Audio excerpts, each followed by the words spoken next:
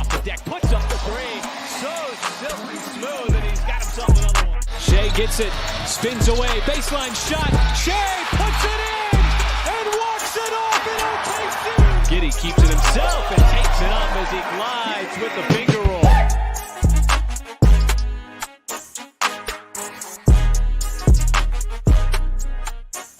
Hello, everybody, and welcome to the Uncontested Postgame Podcast edition, number 1 of 82 for the 23-24 Thunder season. I am your host for tonight, Justin, as the Thunder shellac the Chicago Bulls 124-104. I am joined by Jacob. What's up? And Taylor. Oh my gosh. You know we're back when we're whistling the Bally Sports theme. Before we go any further into this wonderful game, I want to let you know that we are proudly part of the Blue Wire Podcast Network and dailythunder.com. If you don't already, be sure to subscribe wherever you get your podcast and leave us a 5-star rating. You can also find us on Twitter, Instagram, YouTube, Facebook, and TikTok, and this Friday at Bar K. So if you're riding high after this win tonight, come join us for Game 2 at Bar K, 6:30 p.m. Friday night. There's going to be drinks and dogs and basketball and dunks and Jacob and me and others and stickers and signed Chet pictures. Man, I'm just getting the short end of the stick here. And Taylor. And JD. I said others. I didn't know who exactly was confirmed. You fall into the others. Boys. I'm in the others category. Thunder are 1-0. 1-0, Indeed, baby. they are. Very handedly. Handedly? Yeah. Handily? Game 1, we're making up words. The TP special is alive and well. Very handily. Handily. Here's the thing. They won by 20, and I don't think they played great. No. That's exactly how I feel. Exactly how I feel. I sent a lot of the account that was along the same lines of like, they didn't play great. It was kind of up and down. There's a lot of things to fix, and you still beat like an actual NBA team by 20. That feels good. Game summary for tonight, high level in case you missed it. First quarter was just like all offense from everywhere, except from behind the arc. Strangely, both teams struggled from behind the arc in the first quarter. 33-35 Chicago's favor after the first quarter. It was just not a defensive clinic. First quarter of the season, it makes sense. Second quarter was pretty tight most of the way, and then a flurry of threes late before the half. Oklahoma City takes a 6-point lead into halftime, which was very quickly eliminated in the third quarter as Chicago opens the third on a 7-0 run, getting an angsty Daignault timeout. After which, we got the triumphant return of third quarter Thunder. Oklahoma City ends on a massive run. It was like 19 to something. At one point, they went on a 12-0 run there in the third. Yeah, they had a 12-0 run. It extended longer than that. They without one Chet Holmgren. Without a lot of Chet Holmgren. Ousmane Dieng. Amazing. I know we're going to get into specifics here in a minute, but like so many great individual performances tonight. And then the fourth quarter was a lot like the third. Oklahoma City outscored Chicago by 11 in the fourth quarter on their way to a 20-point victory. Boys, hit me with your big takeaways. Where do we start? Cason Wallace, Rookie of the Year? Let's talk Queso. Cason Wallace tonight, 19 minutes, 5 of 5 from the floor, 3 of 3 from behind the arc, 2 rebounds, 1 assist, and 1 block for good measure. My man was out here cooking like it was the first game of Summer League again. Yes. Let's hope it doesn't. The next few games don't go like the following games of Summer League. He just looked very natural out there. Doesn't get, hey, my guy Taylor tweeted about it. Taylor can attest. I can attest. We have talked to Cason in person. Very quiet, very mellow guy. Does not like to talk. He hit that third three, and he looked at that Chicago bench. He was started talking he had something to shit. say. The dog was barking. he was going a bit. I was That impressed. was so exciting. I love seeing that. He just defensively, first game of his career, he fits in. He 100%. And I thought he was a lot of fun tonight. He did it in multiple ways. He did it defensively in the first half. Thought he had some really great possessions, specifically in the first half, that really stood out. And then the second half, we saw him, to your point, Justin, a little more Summer League-esque. That first game of Summer League where he's spotting up for 3-point shots. Shai finds him on 2 different possessions. But the thing I love the most is we even saw, I think the thing that really sparked it offensively for him in the second half when he came in that third quarter, he actually created his own shot. It was in transition. He goes and finds the left elbow, I believe, and pulls up for his own jumper. And then from there, just drained spot up 3 after spot up 3, which is just everything you'd want to see him work from Cason. Absolutely. Big thing is he didn't have to create anything. I mean, it was just handed to him on a platter. Yep. All within the flow. The spacing was good. Mm-hmm. It didn't feel like he was forcing it. Didn't feel like he was trying to call his own number. But when the opportunity came, he was ready for it. Definitely. No hesitation, no rookie jitters. Like, it came so naturally tonight for Cason. Mark said during preseason that Cason looked like a guy that's played NBA basketball for 10 years. And that, to me, that came across again tonight. Just so calm, cool, collected. Gentlemen, I think we're kind of burying the lead here. Yeah, I was going to say, I can't believe talk we about the guy there. that went for 31, 10, and 5 on 66, 50. What was his free throw percentage? 66, 50, 100 splits. Yeah, 100% from the line, 5 of 5. That's not really burying the lead. I mean, that's just what he does. It's an average night for Shai Gilgeous-Alexander. Just another day. One black eye, almost a triple-double. Those Bulls were trying to poke his eyeballs out every time he went into the lane. But still, Shai goes for 31 points, 10 assists, 5 boards, 1 steal, 2 blocks, plus 19 on the evening. Doing everything. The thing that stood out to me, like, we know he can drive the lane. We know he can have ridiculous finishes. We know he's got the floaters. The step back 3 tonight. He shot 5 threes tonight, Justin. 5-3. He only made 2. But he shot 5, which is not something we saw often from him last season. I thought there would be no math guy. 2 of 5 from 3 is 40%. I'll take it. 100%. Yeah, absolutely take it. But I want to tell you guys something. I mean, Shai was just barbecuing up guys out there. Some of that stuff was disgusting. Thing that impressed me the most tonight, not the crazy Euro extended finishes, not the step backs, not the dropping Alex Caruso into his body bag. The vision and the plays he was making, I tweeted it at halftime. He had 4 assists at half, but I promise you the potential assists at half was like 12. Because he was getting below the free throw line, collapsing the defense, and then finding whoever he wanted. He was hitting open guy after open guy, wide open shooters all over the court. Like, it is very clear that he wants to be able to play make more. Yep. And it was on absolute full display tonight. I mean, we talked about Cason Wallace first, and I immediately think about that play in the third quarter that you guys mentioned. Or was it the fourth? Gosh, it's all blending together now. Where Shai, per usual, drives into the lane, draws 3 different defenders, and then somehow is able to he was about to go up for a layup and was able to almost backhand this pass to a wide open Cason Wallace in the corner, perfectly placed in his shot pocket, and then Cason fires the 3. Cason did the rest, drills it. Yeah, amazing. Just a lot of what you come to expect from Shai. But to come out in game 1 like this, it feels like we just plopped right back into the play-in game against the Pelicans. Like, he's picking up right where he left off. Super awesome to see him do what he does, but do what he does with a different supporting cast. And speaking of that, I feel like we need to talk about Ousmane Dieng. Yes. The Ouse was loose in Chicago tonight in 14 minutes. Only 14 minutes. 9 points for Ouse off 3 of 5 from behind the arc. 2 boards to go with it.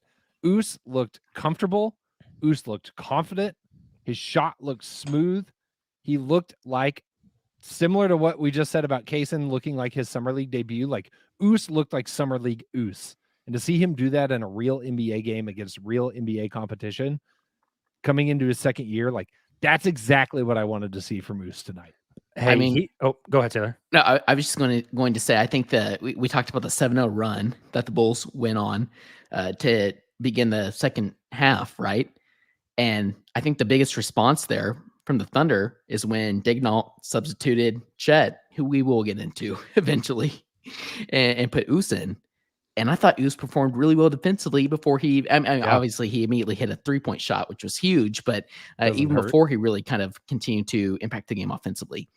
Sorry, Jacob. I just wanted to mention his defensive impact, I think, immediately as like the true quote unquote 5 in that lineup, which is so impressive to me. In that third quarter, whenever he came in, he guarded Andre Drummond, and there was a possession in there where the Bulls wanted to get Drummond the ball on the block. Ouse had good position. They swung it like down to the corner to like try to get a better angle for the pass. Ouse fronted Drummond, didn't let the pass get in. The ball swung back up to the top. Dieng gets back in position, gets behind Drummond, doesn't let him get like any deeper into the paint. Somebody, it might have been Kobe White or Zach LaVine, drives to the basket. Ouse gets up and blocks it. Completely night and day difference from what we saw at this time last year. Totally. I mean, we watched him in Summer League last year and talked about the lack of physicality and how he like avoids contact. Yep. I mean, there were some rebounds tonight that were like very aggressive. Yep. The shot splashing in, like dope. I love it. But that physicality and that aggressiveness, that's what's going to get his ass on the court. And he was awesome at that tonight. I was so happy. That's what I was going to. I think you know that, Jacob, because the thing that really stood out to me, and Justin, maybe you can put a cap on this. I'm curious your thoughts, but it just seemed like when he came in, he just, even within this game, we talked about him gaining confidence throughout last season, throughout Summer League, but within the game itself, we saw him continue to gain more and more confidence on each side of the floor. Yep. And that led to an incredible impact for this team. Really a critical impact for this team here in like we mentioned, the third and fourth quarter. He was putting his 6'9" frame to use like a grown man. And I think that last year, like he looked timid. He looked like a kid because he is a kid. And now it was starting. It was very obvious tonight, being more aggressive, being more confident, being more physical, seeking it out. Like I think you nailed it with that, Jacob, of not shying away from it. He continues on that trajectory. Like all the caveats in the world, game 1 of 82, right? There's a long way to go, but it's very looked more like a man. It's encouraging to see him put that on tape in a real NBA game. Definitely.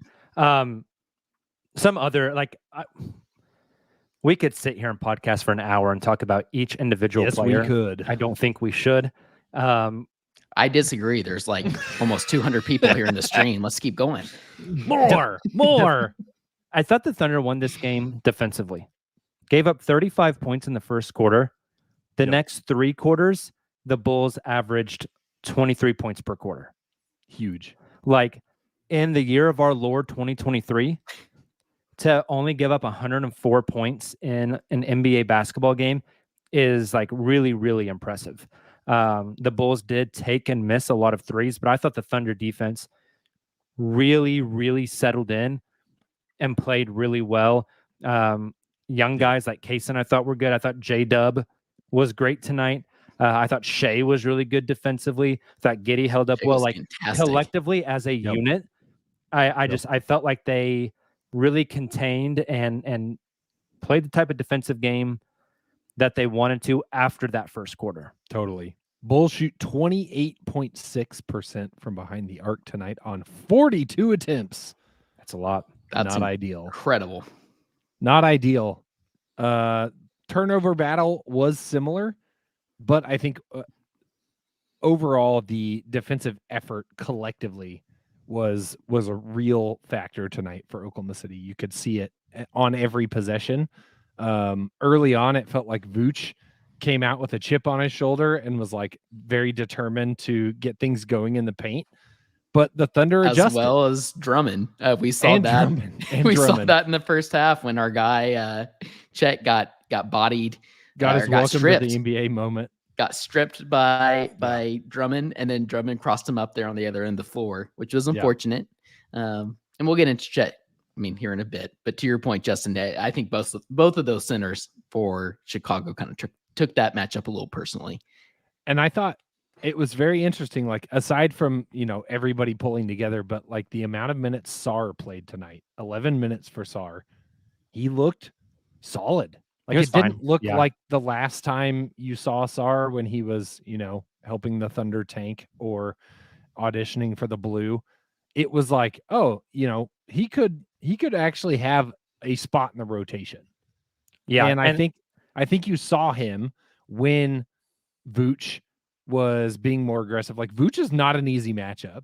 No, so seeing Sarr out there being able to use his bigger frame, I thought that was pushing him out to the perimeter. It was a nice change up. Yeah, absolutely. I think Vooch was kind of used to just kind of bullying him, bullying in the paint when Chet was guarding him, and I noticed, like you mentioned, Justin, like Sarr actually going out to kind of pushing him to the perimeter and making sure he doesn't get that kind of holding his own. And then we even saw some of that vision that we saw in the preseason when Sarr would get the ball at the high post or even off just in general offensively and making some plays and some reads offensively rather than just shooting or whatever it may be. I thought Sarr absolutely looked like a true backup in this league. I think he tweeted something similar out. Who knows what that looks like when J. Will's healthy, like what that opportunity looks like. But I think tonight showed me that within certain matchups, that's an option because Chet Holmgren tonight, bit of a mixed bag in his NBA debut, his long-awaited NBA debut, the most anticipated debut of an NBA 7-footer tonight that I know of. Chet Holmgren plays 25 minutes, 4 of 7 shooting, 2 of 3 from behind the arc for 11 points, 4 rebounds, 3 assists, and 1 steal. He was a plus 14 in those 25 minutes. Offensively, we got to see Chet in his bag. Like the 3-pointers looked so smooth. He opened up his scoring with the first basket with a nice little shimmy shake on Vooch in the corner. He looked comfortable. He looked good shooting the ball. Defensively, I think was a little more interesting. Like I said, Vooch, not an easy matchup. Get your ankles broken by Andre Drummond in the year 2023 is a tough scene. Overall, I would love to know, what do you guys think about Chet's first NBA action? Struggled a little bit. Like you said, the offense was good. I thought the defense was fine. Like, did he have the blocks? No. Did he get bodied a few times? Yes. His pick and roll level defense is so good. Like, he takes away so much stuff, makes guards double and triple think what they want to do after they get around the initial screen. Like you said, it's a mixed bag. It's not like, oh my God, Chet's been incredible tonight. Yeah. I'm okay with him struggling.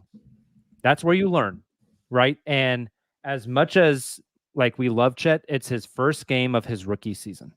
Coming off a year without competitive basketball. Yeah, it's going to take some time, and that's totally fine. I think he was fine tonight. I am very excited to see him Friday night against a Cavs team that does not have Jarrett Allen available. We'll get a lot of time against Evan Mobley. I think that'll be really fascinating.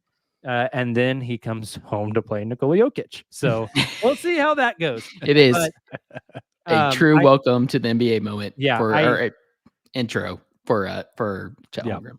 Yeah. I would say fine. It's how he played. I agree. There was certainly some struggles, even within the lineups. Like there were times, like in the first half, for example, the Thunder were just getting absolutely dominated on the boards. And a lot of that was due to Chet. We got to be completely honest. Yep. But I tweeted something similar, Jacob. And this was during the third quarter. I said, Chet has struggled, and in full homerism, I love it. He was throwing the fire. I think he responds accordingly on Friday against Mobley. He's going to be fired up, ready to go. I love the adjustments that Daigneault made when Chet was struggling. And I loved how he put Chet in different lineups, different opportunities to be able to impact the game at a high level.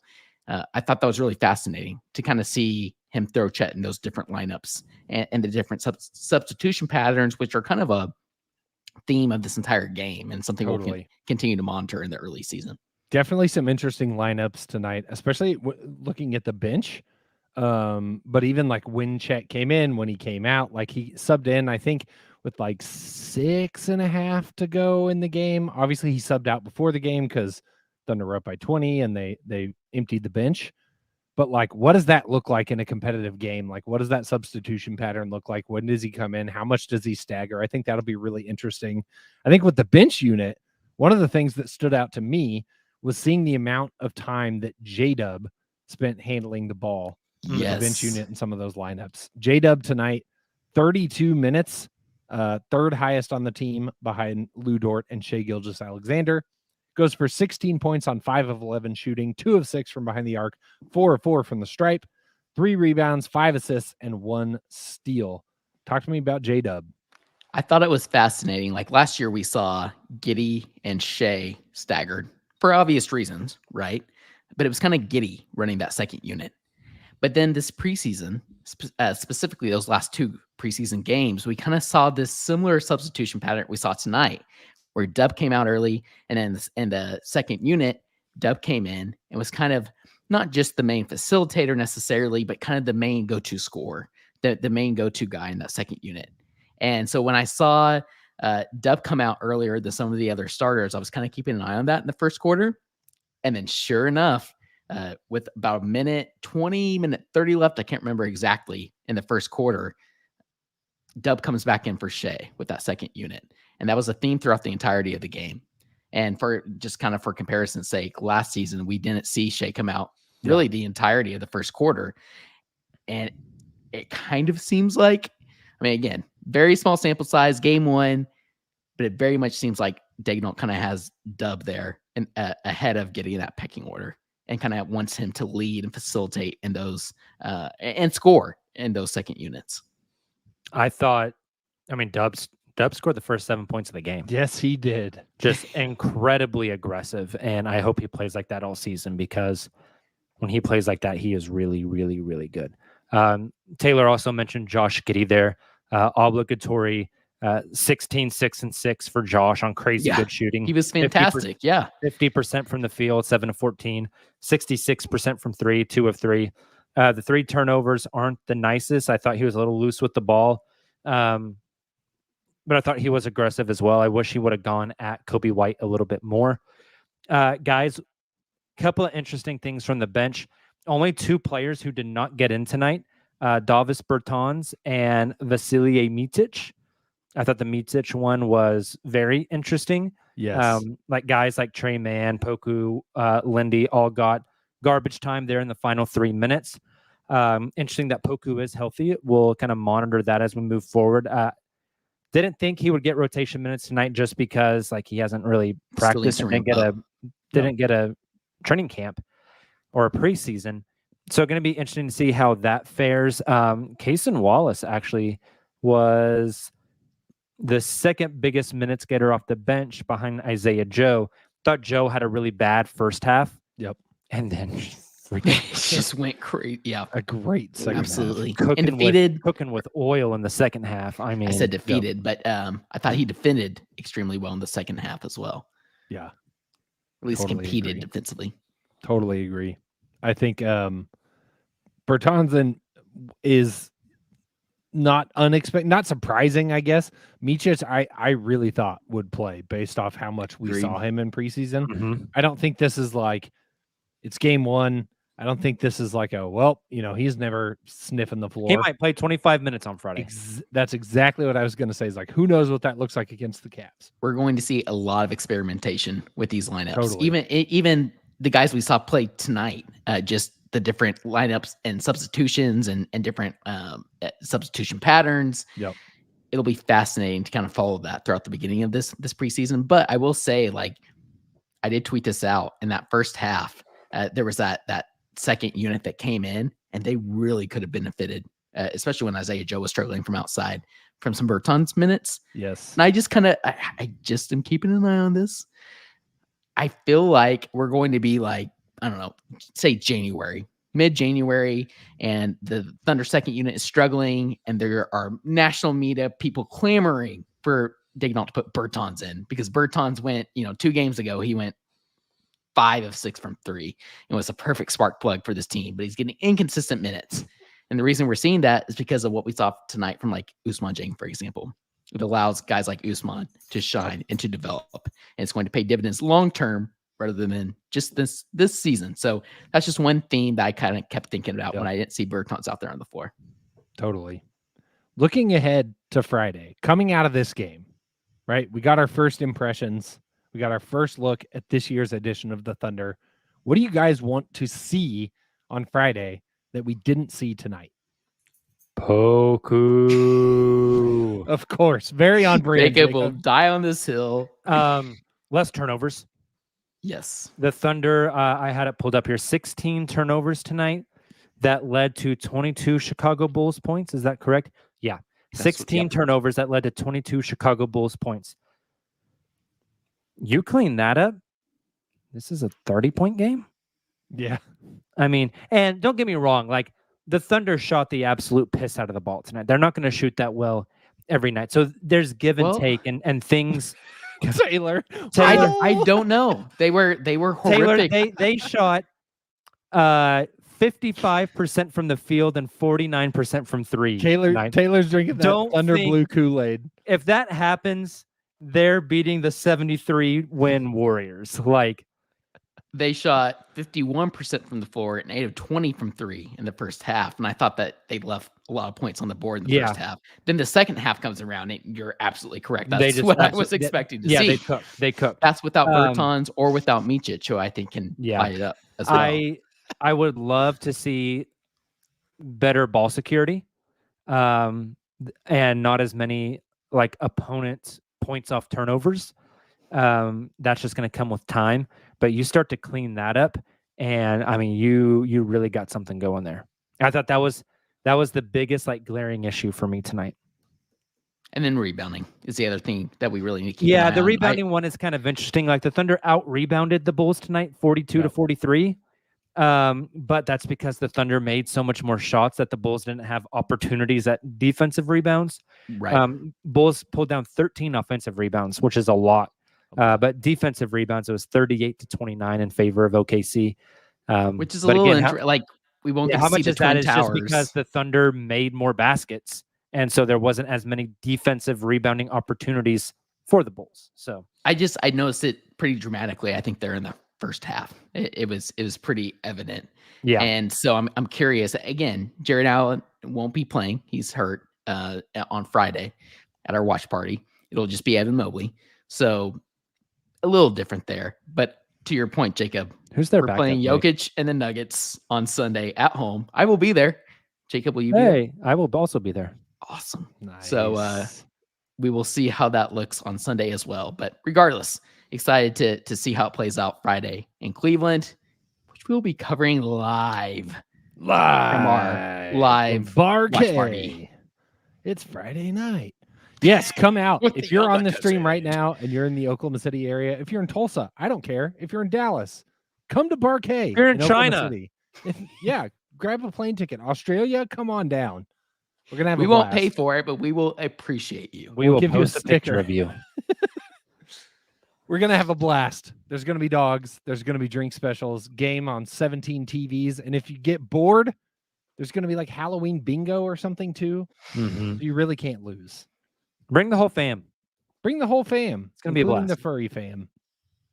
It's going to be a blast. Guys, I had a blast tonight. We are so back. Post-game pods are back. Thunder basketball is back. And there's only more from here.